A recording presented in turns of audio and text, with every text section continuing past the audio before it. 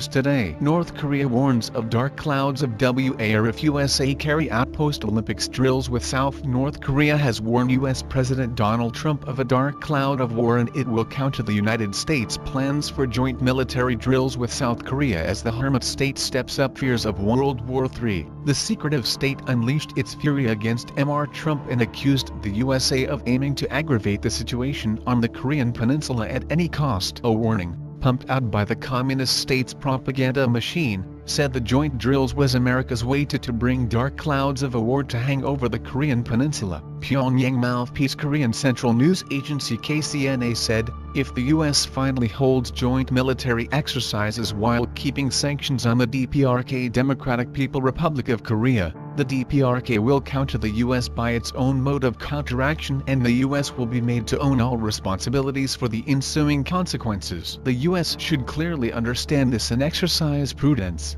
Tensions on the Korean peninsula have eased since last year, resulting in inter-Korean talks and the North sending a high-level delegation led by Kim Yo-jong, the sister of leader Kim Jong-un, and athletes to the Winter Olympic. The warning comes after Seoul and Washington said they will go ahead with already postponed regular joint military exercise after the Winter Olympics and Paralympics being hosted in South Korea, which ends on March 18. After the decision to delay the joint exercise, North Korea agreed to hold the first official talks with South Korea in more than 2 years and send athletes to the Winter Games, easing a standoff over Pyongyang's nuclear and missile programs. But South Korea's Unification Minister Cho Myong-jae has now said talks to stage the postponed military drill were moving forward. A North Korean Foreign Ministry spokesman was quoted by state media KCNA news agency as saying, "We will neither beg for dialogue nor evade the military option claimed by the U.S." The spokesman said, "Whether peace desired by our nation and the rest of the world settles on the Korean peninsula or a situation that no one desires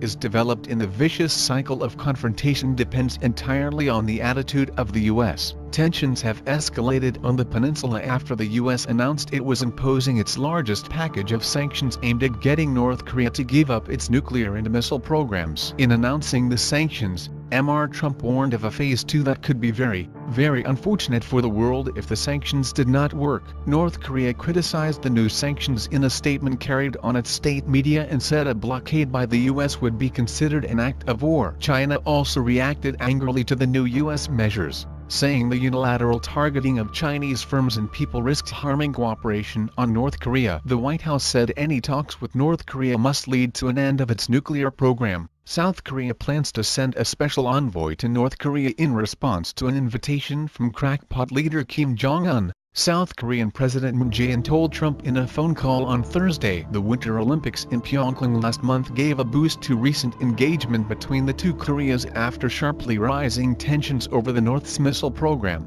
So, what you think about this news? Please share this news to your social contacts and comment in below comment section. And don't forget to subscribe, and don't forget to press the bell icon button next to subscribe button to get daily latest news alert. Thanks for watching this video. Please keep your support always.